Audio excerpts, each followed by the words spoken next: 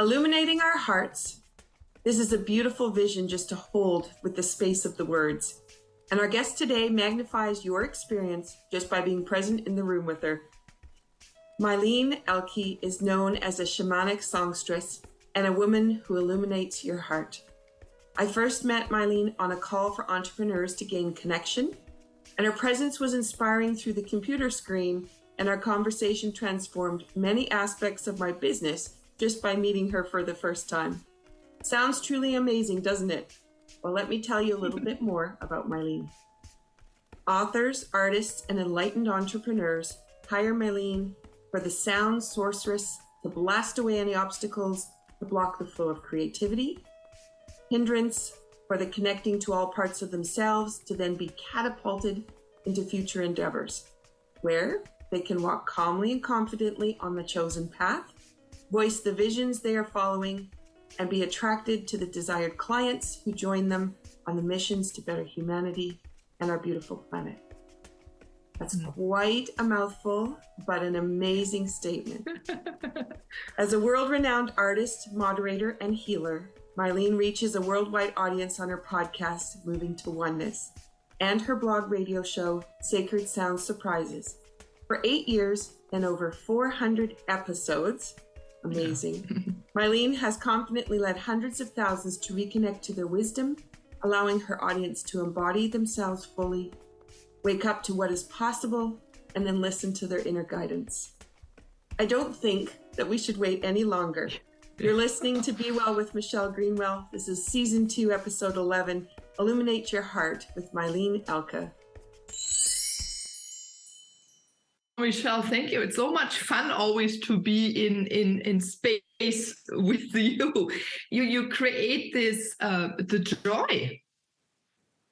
Thank you. In everyone, yeah, I've seen you also in groups, so you do that for others. Thank you. So as we started already with the giggling and the pieces to get us going, we should probably start with our cup of motivation today, because I can see where the conversation is just going to take off. What have you brought to share with the audience today? You mean as a tea when you said the cup? Tea. Yeah. So first of all, my favorite cup, I painted it myself a long time ago because I'm a big believer that we can code water and also the tea within codes. So I have a favorite tea of mine. It's green tea with the jasmine flower in it. The Chinese emperor drank that, and now we can all drink that.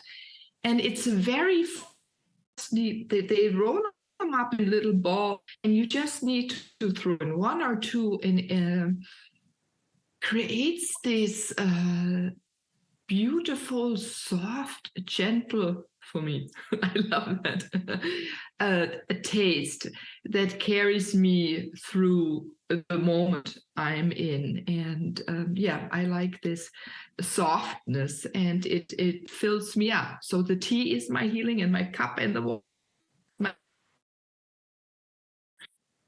To you all. Beautiful.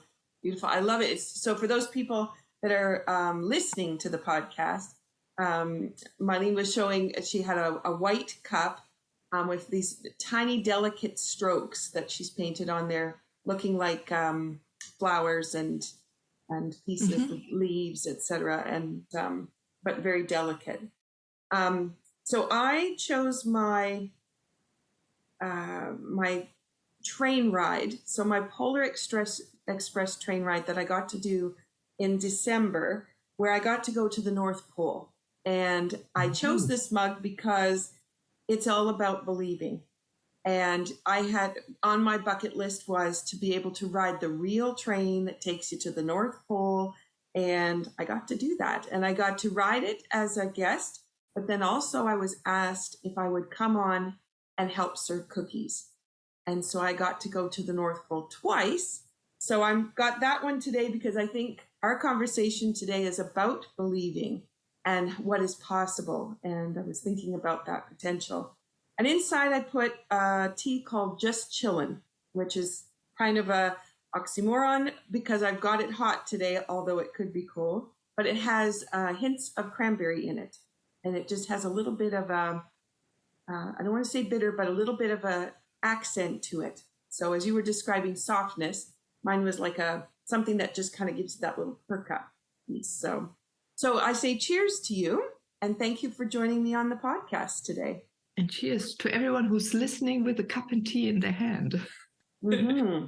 It's so funny, may I say something? Everyone, if you're sitting and listening, it fits. Mine is white and Michelle's cup is black. But the interesting, she is wearing black and I am wearing a white. And when you were talking about the red accent of the cranberry, right, the very American plant, berry, very healthy. In your backdrop, you have white and black painted walls, I think, and there's this red light shining bright. I mean, it's the light is white, but it comes out of a red lamp. So it's really interesting how you are in tune with yourself, and I invite everyone to be that, to really go into the intuition of what is your medicine and to change it every moment in every day. So whatever you feel like. So maybe one moment you want it soft and gentle, the next time you want that little edge that Michelle has, and other times you just drink hot water or a strong brew of coffee. We really have the ability to choice every second we live. That was beautifully said. And what you're describing as what's behind me, in my studio, I always have, there's certain paintings that appear on the screen for people so that I'm able to provide energy to them all the time. In my living room here, where I do the podcast from, everything that's behind me is hand selected and very specific for its reason for being there. And I enjoy that part when I set up for the podcast because everything I love is behind me. And it's so beautiful to structure things that way. And when people come into the house, the thing they say too is everything is strategically placed. It's not that my house is neat and tidy, because there are days that it's not, but every piece has been selected because it does have a meaning in some way or a purpose, and beyond a functional purpose. And we enjoy that about our house. So you're right. Creating that every day is such a beautiful way to start, and to know that you're supported all day. Yeah, and I invite really anyone that is medicine for us. This is really the only medicine that counts in a way. Because everything you touch, you sit on, you wear, has to invigorate you, has to support you. And if there's something in your house, take it out. And sometimes there may be objects that don't fit in the nerd, but they fit to you, and you know when you have it, when it will suddenly be there, when it for you to be supporting you. Yeah, so if you're very in tune with everything existing, and I speak a lot about oneness, Michelle, you know that, it really, right? Everything is made out of beauty. And if you feel also the energy in the work a thing has been made out of, or that love a person put in creating, in designing, in picking the right material, the plants are a support, the lighting, I mean, everything. And it creates a richness. That's the word. It creates a richness in your world. And as you said, we never feel alone, Michelle. You're so right. We always feel then supported. And this is magic. This is it. Because when you feel supported and enveloped, you feel you have a little bit more surety in acting from yourself, from your own ideas. Then you're not worried the rest as you know is important for you. And by choosing, this is really a beautiful exercise to start following you, and also to take out or to cleanse a certain area in your home, in your studio, You have many dancers and also podcasters in your group, and artists, tea lovers, right? To go in on a regular basis. Does this still serve me? And you can speak to, let's take the tea again. Who of you, sometimes I covered, who is it today? It's fun. And one jumps out, maybe one who has been crammed all the way in the bag, and I go and get it because I know now it's important. And to go that extra mile, I think you say in English, this is important. And if I can encourage everyone who's listening, please start this year, or really now, to go that extra mile that gives you the extra comfort, the extra support, strength, power, and then momentum. Beautiful. You're right. And then that momentum too is without effort. And that's what I think. And so I know for some people who think, I've got to get all this stuff prepared. It's like, nope, just change the framework. And then everything else you do after that doesn't require the same effort in order to accomplish whatever the task happens to be. And you may have a project sitting on your desk that has to get done, but it's so much more delightful with a good cup of tea, maybe the right music in the background, maybe your favorite painting in front of you. And now you sit down to have an experience with that project rather than I have to get the project done. Yeah. Beautiful. So I wanted to bring forward, you were living in the United States for, you said, about 2 decades, and then you headed back to Germany again. So tell me, what was the drawing card that took you home? So I'm half American. My dad's American, lives over here in Germany. And when I was 21, I wanted to get to know my other side because, you hear my mama always said, my father is more open. He spoke to people at the slide, and it drove my mom nuts sometimes.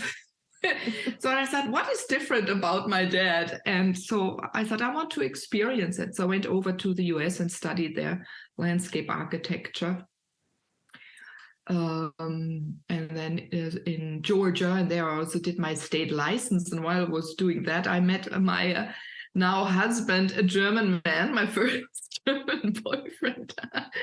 And we started a life, and my son was born there. And suddenly my husband wanted to go back. And there was a pool for him, and I didn't feel ready because I'm very connected, right? I do sports, the arts, my photography, my painting, my landscape. So I was really intermingled, and my husband was more the engineer, totally always in his work in these projects. So the outer world wasn't really there for him. And so at the beginning, I had a little resistance, but then I met with a friend of mine. She was from Switzerland, but also had lived there 2 decades. And she said, Meilin, we're being pulled back. So this year, next year, and you got now to Germany.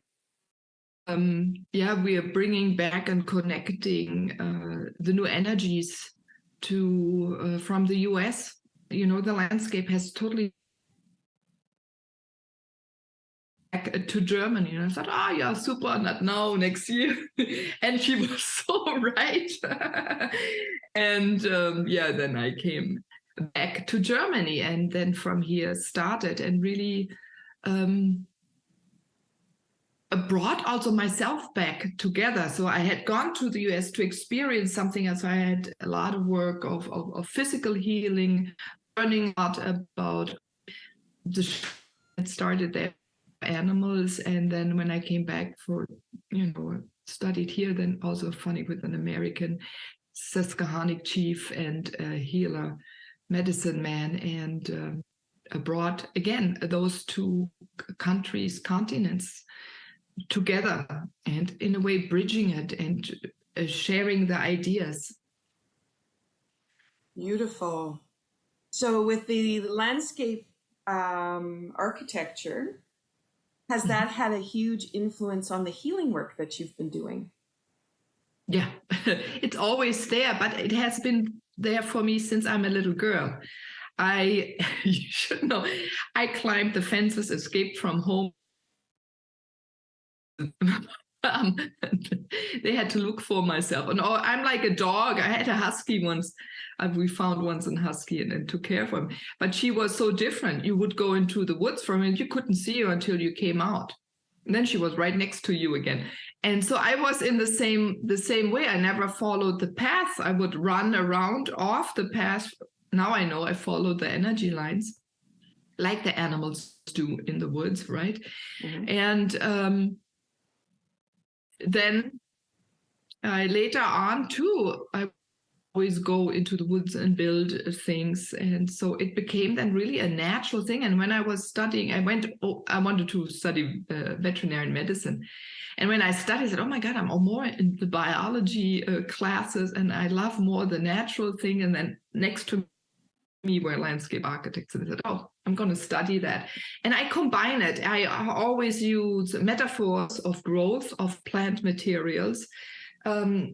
I always live somewhere where trees, even when I have my podcast or now speaking, I look out the window and connect really quickly with the trees. I have this lovely yucca next to me that is, since I'm in this spot and she's supporting me, we're really growing both together. So the growth, expansion, and being in connection with nature has always been there, and it's part of me. I have one of those plant machines that you can hook up to the plant and take the frequency from the plant and run it through a synthesizer, and then the plant can play music. And you can choose I love that. different sounds that you want to work with, or you want something a little bit more calmer, something a little bit more exciting.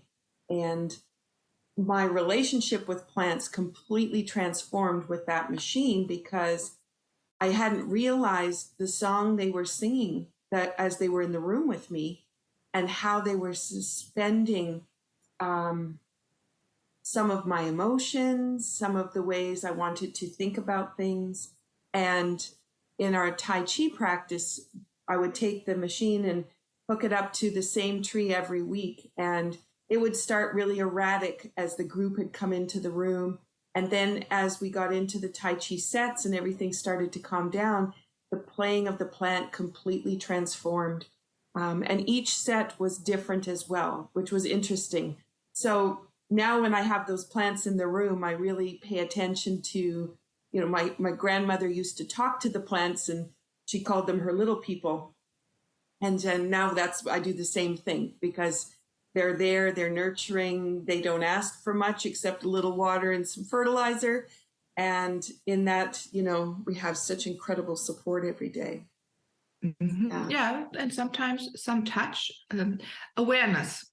They do desire the awareness, like everyone thing existing.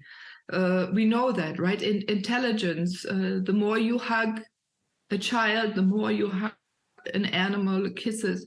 And even I've just listened to a woman from India yesterday. She said, when people have problems with bloating bellies or bellies extruding and belly fat, often we have not been hugged or do not hug anymore enough. And this is, I really believe, is a problem.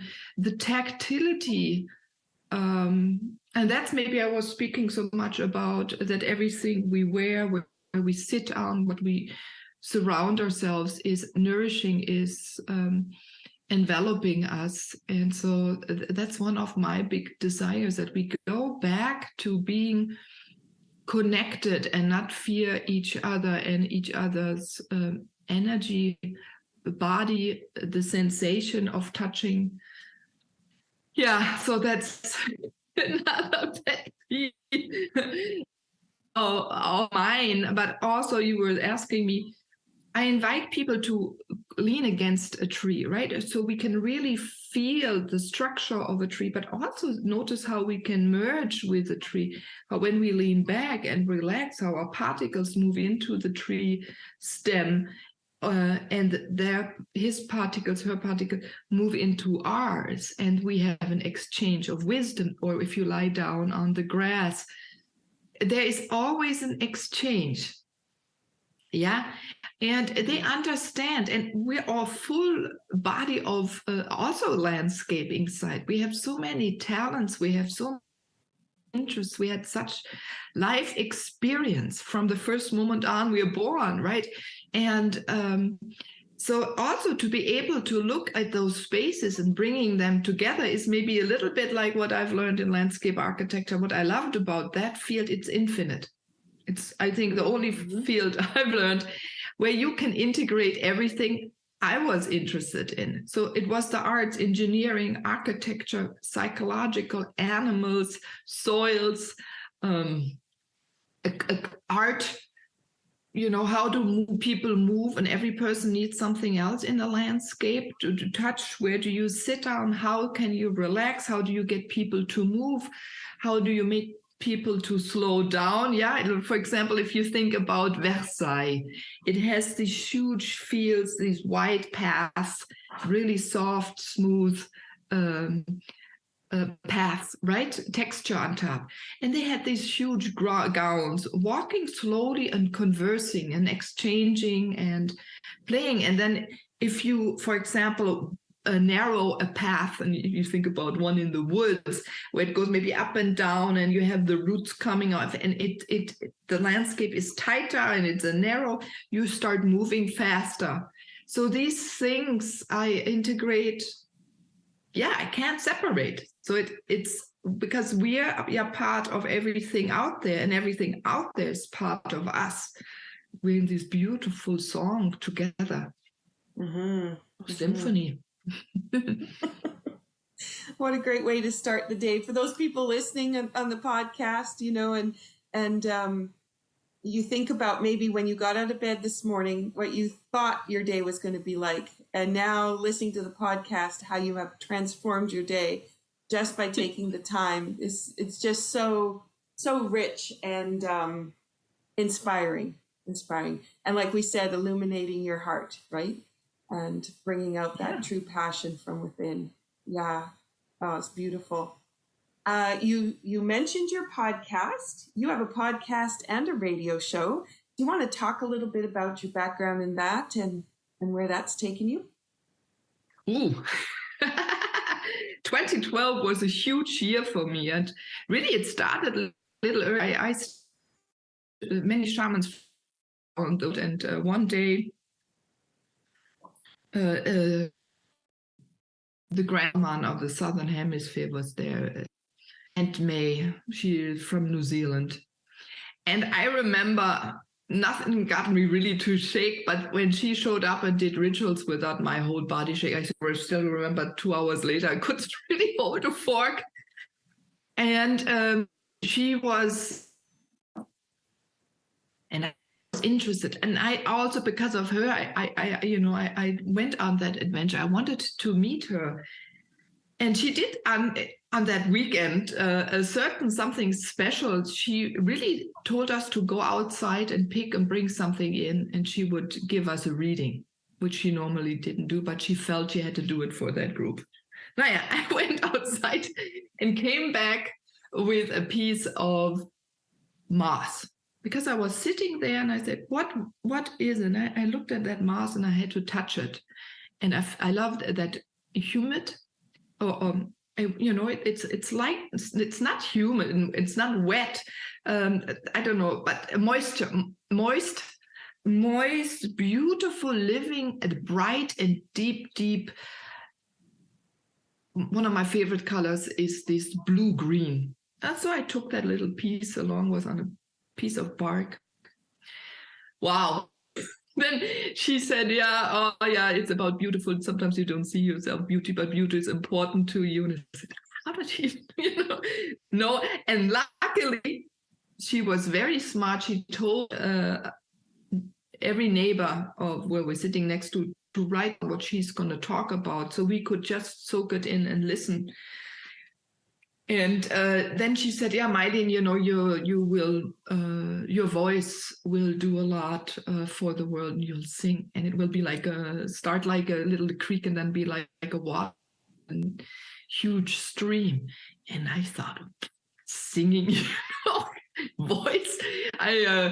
I was painting at that time a lot, in galleries, and I thought, where does this come? I was thrown out of music class in high school, happy at that time, not having to go to class for 2 years, because I didn't fit into what my music teacher envisioned what one should sing and talk like. But then 2012, a year later, I was suddenly somewhere and I started singing. 2 people came who held my hand, and I started singing, and I move people into remembering who they are. Also, sometimes dissolve blockages, whatever is holding them back to be fully themselves, to fully be connected to the cosmos, to the earth, and then within themselves, that these 2 energies can come and play within our body and create mushkiki, right? And we can send them out what our specific flavor is as these come together, and we give our wisdom to it, our knowledge, our interests, our love into the world. And then sometimes it just catapults people forward. It creates momentum. So people become who they are and are going to live in a way their future. Wow. So when you approach your podcast, then you're pulling all those pieces in with each guest that you have on. Is that how you pull? I'm just like, do you use your voice also in there? Yes, I've learned my voice just by speaking. I calm people, make them comfortable, open up so they can speak their truth. And even my people have said they really love it because I see them when I interview. I don't even say interview. It's a conversation, Michelle, similar to what you do so beautifully. Because when 2 people come together, we're here to create. There's a reason why 2 people come together, even spend time together. We're creating something new at that moment. And so I always, invite people to go into their truth, into their own wisdom, and bring that out also on my podcast. So that creates magic. And yes, somehow, I attract the singers, the songwriters, authors with rather spiritual of the world, and who have oneness in their core, in their vision for humanity and the world, our beautiful planet. But in my podcast, every second episode I do solo, and then there's always a song anchoring somehow what we've spoken about. And I say we, but because I have everyone in my field when I start speaking, and then it anchors it in. So there's often, maybe a few there, no sounds, but I just love it. And I'm doing more and more now singing again. I had pulled back a little bit to be more of who I am, and now that's coming out really strong again. Wow. I'm just thinking about what you said about creating that connection. And we go back to the start of the podcast with what's in the room with us. How do we cultivate it in the cup of tea? And then what you're talking about is when you exchange with another person, thinking about what is the healing potential that happens because of the way that you approach the exchange, and what is inspired or ignited within the 2 of you in that conversation. And I think that's what I love about living in Cape Breton, Nova Scotia. One of the pieces was when we first started coming here, you would drive down the road and everyone waved at you when you passed them. And we were not used to that, but then you had to move your hands on the steering wheel so your finger would be able to wave back, and to really be conscious about acknowledging that other driver. And that's what happens here. You go down the street and they call you by name. They look you in the eye. It's a different way of being present in the world. And saying you make a difference in that other person's life just by the smile that you brought, or what words you describe when you support someone with what they're saying. And so I think that when we kind of get lost in the big world where lots of people are running by and everybody's in a rush and they're in their little headspace, and they tune out to those pieces. And it's so lovely to think all you have to do is change your perspective and look forward, look out, look bigger, look to the person. And I think people just really do forget that in their everyday interactions. Yeah, but we've been taught for thousands of years, especially the Western culture. We can go back history. We're not going to go in that. But you're right. Yeah. And I was really beautiful to see, and also etiquette. I did mention Versailles, but it's really important. We were really taught not to feel, not to see, not to act, the way by our clothing, the etiquette, the way we're tightened, especially women, not breathing. So we became really uncomfortable in showing who we are, our emotions, our way of thinking, right? Even how you eat. You can't even taste the food. You have to worry how you're observed, right? So you're not yourself. We were pushed, and then, I don't know, then everyone wanted to be this way. So luckily there's this unraveling, as luckily a lot of other cultures have stayed the way they are. You were talking about the bucket list. Early 22 January, I have a little booklet. I have it right here. No, that's another one. But it's a small little booklet, this big, and I wrote in 100 things I would love to do, whatever. And one of the things was Bali, and also then going to Luxor. And those two I did then in 22. And both times, one thing really came out. It is community. And what you experience in where you is community. And I was lucky. I experienced a little bit when I lived up in the Alps as a young teenager. I was a teenager, right? Where there are less people. We had to depend on each other to survive. People were there for each other and for comfort, because you otherwise would have to travel for ages by foot mainly, or by animals, and maybe half of the year you can't because there's so much snow. There's not so much snow nowadays anymore. But in both of those countries, in Egypt and there, I noticed, yes, maybe they don't have as much as we consider one should have, but they had community, or they have. And they're there for each other, and they take the time for beautiful daily things. And Bali, they make, every house has at least one temple, if not two, or let's call it an altar, and we can have altars here. Just a beautiful spot where maybe we put flowers, maybe something beautiful to drink, a beautiful vase, something that makes our heart smile and puts a smile on our face, right? Where we would, and puts us in a little mood. And so they had this flower, and they took the time, first of all, to prepare, and then as an offering. But they take care of each other, and they don't mind walking over to someone to talk a little bit with them, an elderly woman or a young child. And I noticed really how beautiful that was. And that's, I think, a little missing in our Western culture. Again, I think it was on purpose to pull us apart.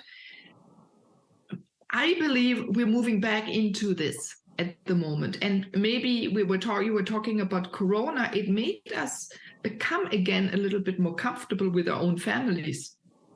Yeah. You're really on a tight spot. Now, how do you live? You have to become yourself. You have to work with the energies of someone else, their body. You have maybe children that are really vibrant, and you had forgotten how to be really vibrant. It's going to trigger you. And so I think that's why it also maybe took so long. So we all could get close to our surrounding nature, to our surrounding family, and especially ourselves. especially ourselves. And so this now, I think we're moving into a total different world. We'll see a lot of changes coming over the next 6-7 years. It will become maybe one more year, a little chaotic, but then it'll become more and more peaceful. And when I say peaceful, the peacefulness within ourselves, this calmness, but also of the landscapes, how we act with others, how we grow right into relationship with other human beings, in relationship with animals. You can see how our food industry is being asked to change. I forgot to turn off the telephone. We can't hear it. Okay, good, perfect. And then also the change that comes from us, because we want to eat different. We want to demand more quality. That goes back when we were speaking before. What quality of tea? Maybe get a better tea that it enriches you, because you know it was picked different. It was not maybe done by machines. Maybe you even know the origin. Maybe even the value. You maybe tea then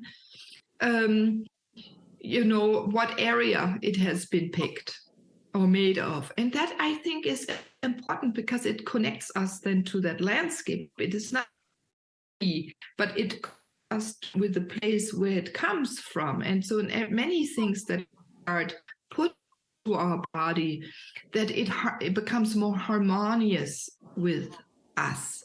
And so a lot of change is, and then it'll create peace for the world. When you're thinking about the tea, and I was just thinking about a friend of mine who was making, she had made the tea into different things for each course of the meal when she had a guest over that had some special food requirements. And one of the things she had done is she had made switchel, which is kind of like an electrolyte replacement beverage that they used to use for out in the fields. And so I've had that recipe that floats on our website, different variations depending on the teas. But she had taken that switchel and made ice cubes with it. And they were bright colors, and the flavor, it has apple cider vinegar in it, so really, and lemon, which is really good for digestion. So with a meal is lovely. So at the table, she had these beautiful ice cubes into a regular glass of water. Well, what she had cultivated by choosing different ways to use these teas through the meal was this love just kind of kept wrapping around the meal, which she already had love in the cooking she was doing. But then she also transformed the experience of being at the table. And I think people forget about that. They sit down to the table and it's like, let's eat, instead of, what is it like? Do we have a candle burning? Do we have flowers at the table? Did we put out a placemat? Do we have napkins? Do we have a napkin that's a cloth napkin? Do we have, things, utensils? In our kitchen, we have lots of things where I like to hold things. So it's ceramic, or I have china from my great grandmother, or I have silverware, certain kinds of spoons to put in different kinds of pickle dishes or things. But really taking that time, instead of just putting that meal on your plate, but actually taking the time to put that whole piece together. And it's just so interesting how we can weave your architecture, right? Weave that architecture through the day of what is it you really want, and how do you want to be experiencing every moment, and not just relying on what happens in a busy life with a schedule and what you have to accomplish and finish. Yeah. But even, just take your favorite spoon, pick it, and use it to eat your breakfast or your soup or fork. And be a very quick thing, or make sure you have your favorite pencil or pen in your hand that really writes smoothly. It's about allowing ourselves to, again, make ourselves comfortable, feel good, see our own beauty and the beauty in whatever we use, because it's here for us. And someone has put so much love and thought in it. And you can sense it if there was not put a lot of love and thought put in something that we go out and share. And trust that to choose those things that enrich your life. And rich, because that brings lightness. And so not lightness as just light, that brightness and that comes, that feeds us and everything else, but also the lightness of weight. It dissolves this weight that is pushing us down, that is pushing us over, we crunch over. And you do so much with movement, right? So that we can stand upright and straight or sit, relax. And if you feel good and you feel the love for what, it's hard for me to pick up my beautiful cup crunched over. It's a totally different feeling if I'm sitting relaxed and I'm happy and the shoulders, they hang then to the side a little bit by themselves and the back falls back. And then I pick up. Right? And then I taste, there's a totally different taste. I invite everyone to try that. Drink something in different positions, in a different way of being. Take a second to really sense yourself. Are you who you are? And I talk about alignment, right? Connected to the skies or connected to the ground, forever who you want to be connected, or that connected to your partner on the table of your child, and then drink. And as you did that, and I was bringing the mug to me, it's not that I really changed my posture all that much just because of the way I'm sitting for the podcast, but I actually smelled the tea before I tasted the tea. And I think a lot of times we just wait for the taste and we just don't really open up that Good sense point. of smell, right? And so that was interesting because just that little transformation of suggestion was enough for me to transform that. And I was just thinking as you were talking about the end of the day, and I was thinking about what you said about people not being hugged enough. And I'm looking at my couches, which, everybody can hardly wait at the end of the day to settle into the couch to get all crunched up and feel the hug, right? And then you get there and you can't get back out. And then you just stay there. Right? Until you want. And that becomes your binge watching of a show. And it's not really even the content of the show that's so important as much as what is your physical body being provided by being surrounded by that couch. And for a lot of people, that's when the comfort foods also join in because that's more of that hug that you're looking for. So I was just reflecting on that, thinking, wouldn't it be a different day if you thought about how you wanted to finish your day being hugged? Not necessarily by your couch, because now that has such a weird thought pattern in it. I'll go get that hug from my couch. But could I get my hug from an activity I want to do, or picking up my paints, or writing a little bit? For those people that maybe haven't done reflective work, or even just writing some of the things you're grateful for the end of the day, that's a nice way to add that hug in. Anyway, I'm just open to any other ideas. The warmth bottle where you put hot water in, and you put it on your chest, on your stomach. You feel maybe on your neck, or you lean against this warmth. Maybe you're lucky like me. I have a cat at night. She comes. Yes. Or I take a nap. She's right there. But nowadays she prefers a little bit more to be with my son. There's something going on between those two. And but you have a fireplace right behind you, Michelle. So this warmth, a heating blanket, a blanket envelop yourself. This provides something for you during the daytime. If you want to be enveloped, sit in the sun. We're so afraid of the sun, but, maybe the skin cancer, but for a little bit you can. And feel it, how it envelops you, go into communication, because notice how beautifully you can relax. The sun is really important for us human beings. gives us extreme wisdom, and then you can connect to all other suns. But if you at least use ours, there is something special. You can sense how you drop into yourself right away. You have an exhale. Your heart goes into a slower rhythm. When you acknowledge and become aware of the sun, even if it's shining somewhere in the back through the window just before it sets. And I was talking about my cat, my Puccini. He wakes me up in the morning whenever the sun rises. So I go back to bed most of the time, especially in the summer because it's 4:00. But I go outside with him and I welcome the sun, and there is this other energy. You can hear all the birds. They're much louder, and once the sun is there, it gets quieter, right? There's this beautiful symphony of life, and the cat is really accustomed to it. And she always wakes me up to mind, you do have to get up for this, because I like to stay up late. And when the world is sleeping, that's when I become creative. And I love sitting on my couch, and I do that. That's my office often. And again, there, when we want to write, when we want to paint, we can move with it during the day. We don't have to be always in the same spot.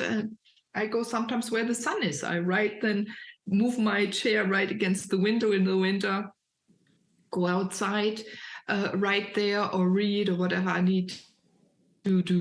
And to be flexible, because Michelle, we're beings that are supposed to be flexible, and cultures have, not cultures, people have made us inflexible so we can be controlled and feel numbed. And the more we become, again, movable, and you said that when you feel yourself, you don't also use these nourishments, comfort food, because you don't need them. Less and less. Sometimes, yes, you need some emotional, an idea comes back, and memory. Please go ahead and use comfort food. I do that myself, and maybe sometimes then it's just a tea or a beautiful cake. Sometimes I get cake and put that all my love into my own cake, and then I eat it. It's like I give my love to myself. But that we notice then in the moments when we feel better, and we choose something different that makes us more movable, and pick up these little moments that create more movement. You start dancing more, you bring so much ideas to your listener of what movements to do, to loosen them up, to feel own energy again. And this is also, I believe, important that we do that and really nudge ourselves a little bit more this year, this time, to find out how do we love to move? What is our own life rhythm? Like, even when do we love to go to bed? When do you love to eat? Not, the 12 to 1 lunch, and then 6 to 8, you have dinner. When does your body want to eat, and how much, and even what? And even when you go shopping, to choose that, let your hand choose, your body choose. And you can get this flexibility, put the music on and feel how your body moves. Maybe you can start also with a certain dance style, but then also sometimes try just to stand there until your body swings into its own rhythm and starts moving you, and just follow it. It helps too. It's interesting because you just provided that permission for yourself, right? Somebody says, I don't feel like eating lunch at this time, but I need to eat lunch at this time. But if you decide to go for a walk because it's lunch break, and then you have something at your desk that you snack on later because that's when you really feel like you need the nourishment, then that permission to say, oh, I recognize that pattern, and it's okay to have that pattern, and I can adjust what I'm doing. Yeah, it's beautiful just to have that awareness and bring it in. And then people, thinking about, well, I'm not intuitive. You're intuitive, but I'm not intuitive. And so everybody's intuitive. It's just, what do you do with that information when it comes to you? Do you block it, turn it off, and not recognize it? Or do you recognize it, but then choose the opposite? Or do you start to pull it in and go, what is it trying to tell me? And now what does that mean in my decision to do something? And I think all of us could say that at the end of the day, when we're trying to decide after supper, what are we going to do next? And the first thought goes to, oh, I could watch that TV show, and then I can go to the couch. Or, I haven't moved all day. It would be really fun to put on some music while I'm doing the dishes and let the movements pull me somewhere, and then see what you decide you want to do. And you might decide, I don't really feel like sitting down to watch a show right now. Now I feel like I want to go and maybe do a workout, or maybe for me, it's usually Tai Chi. So I'm doing something relaxing, but still engaging everything. Or you sit down and say, I'm going to call a friend. And instead of having something talk to me through a TV, I'm going to actually talk to someone else and make that connection, instead of leaving them on that list of, I haven't had time to get to them yet, and you make the time to bring those people forward and create conversation. For us women, it's important to speak. Our hormones change if we speak and exchange and share. Men don't need that so much. It's different. But for us, the oxytocin goes up. If you're lucky, you have a child on your breast. But if you don't, you can do nesting and clean up of the whole house. At least dance then. While you vacuum out, while you do the dishes and sing on the way down to the washing machine. Yeah, and to brighten your day. Yes, to speak with friends, to speak with people you go out in the bakery, put a smile on their face, put a smile on your face, and normally then on everyone else's face who's standing in line.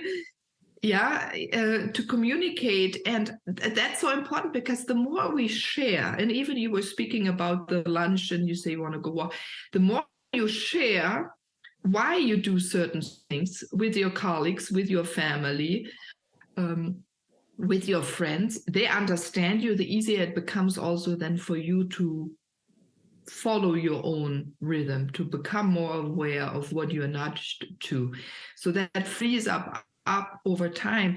And it's step by step, as we step into that light, it's a step by step. Yeah, it's sometimes, yes, it can be a big thing, but nowadays everything is going to be going to gently experience more of us, not forceful. With softness comes, and just breathing in the beauty of yourself, of your home, of your surrounding, of your landscape, of other people. Yeah. Oh, it feels lovely, doesn't it? Yes. Oh, this has been such a lovely conversation, and I know we could keep going. It's always hard to rein in the podcast and bring it back so people can reflect on what we've said so far and see how they decide to illuminate their heart, see how they might decide to illuminate others just by the gestures that they put in. Have you got some kind of movement piece that you'd like to share with the audience before we finish? Yes. It's easy. I don't know. You put your hand in front of your belly. Hand depends if you're left or right, or you can switch that too. And you start moving a spiral. And as you do a spiral, and your spiral gets bigger as your arm and hand is moving upward in front of your body. And okay, I'm doing sitting down now. And then you're over your head, and really you do a big spiral, and you notice, especially if you've been doing it standing up, when you can lower your hand and start moving up again, or you can go the other direction with the spiral, is your body starts moving. You maybe at the beginning it's the hand, but as you start moving your own energy through your body, and inviting it to play with you. And then suddenly you have the whole world's energy with you playing in your surrounding. And then I always think about, the Spaniards, the Sevilla, what's the word? They go and say click, right? They throw their hand up. So, and then at the end, throw your energy out into the world. It's like, it's me and I'm here with all of you. It gives a little something. That just feels so wonderful. Everything just kind of, always think of the energy feels like bubbly, I guess is the best way to describe that. And then just it's important. Yeah, just to feel that. But here we are at the end, and I was feeling good because of our conversation and our connection and everything we've talked about. But now that little vibrancy is just illuminated, and it's holding the space. That's a beautiful, beautiful, easy piece. Yeah. You mentioned a couple of times the work that I do with dance, but also with the feet. And what I had thought about too was I originally started when I went back to school and started going, what is most important to me? It's always been the feet. And I think that's because my injuries and losing the ability to walk, the feet became my center focus, because once they felt better, then I could move better everywhere else. So I had the Feet First system, which is a foot rub, but I also had a section on my YouTube channel called Toe Tips. And I don't remember how many are there. There must be over 50, I think, of ways to connect with the feet. But as you were talking about grounding or stability, and you talked a little bit about gravity as well and feeling the heaviness that can come through, when we play with the feet in different ways, we actually can take those reflexes for gravity and grounding, and we can enlighten them, we can repattern them. So I would invite people to, even just if you're putting music on, tap your toe, the most basic. Just that toe tap is going to energize. And add that to your spirals, and we've got a whole other thing that can happen. And stepping on the feet. Genau. So you're not always stepping flat. Some ball of the foot. Maybe you put your heel with a little bit of an accent, and that becomes foot percussion, which leads to the tap dancing, which leads to step dancing. But it's just such an easy thing to change the way you step upon your feet. So that's what I as you're talking, I had to look down to my feet and notice how they changed. I became aware of my feet, and they just expanded a little bit and touched more of the ground, of the bottom. Oh, beautiful. That is so interesting. And as you saying that, I'm thinking about people listening, if they start to think about what people are saying to them, how their body is responding. Beautiful. And then, because just for me to suggest feet, because we didn't do anything, but have your feet immediately engage. And then think about people who have that sore back, or they've been sitting at the computer too long and their neck hurts. And then you're talking to someone and you notice your posture starts to shift a little bit. And all of a sudden the tension in the neck has disappeared. Then to realize that how that connection does transform you, and intuitively your body is already connecting to what is going on around you. Yeah. Wow. Thank you for a lovely discussion today. My goodness. This was beautiful, Michelle. Thank you for having me. Would you like to share with everyone how they can find you and access your resources, your podcast, your radio show? Yeah, my name is everywhere. I mean, it's easy. My website, it's called meilinehlke.com, and Meilin Ehlke is on Facebook, on all social, even YouTube, you can find it this way. And it's spelled MEILINEHLKE.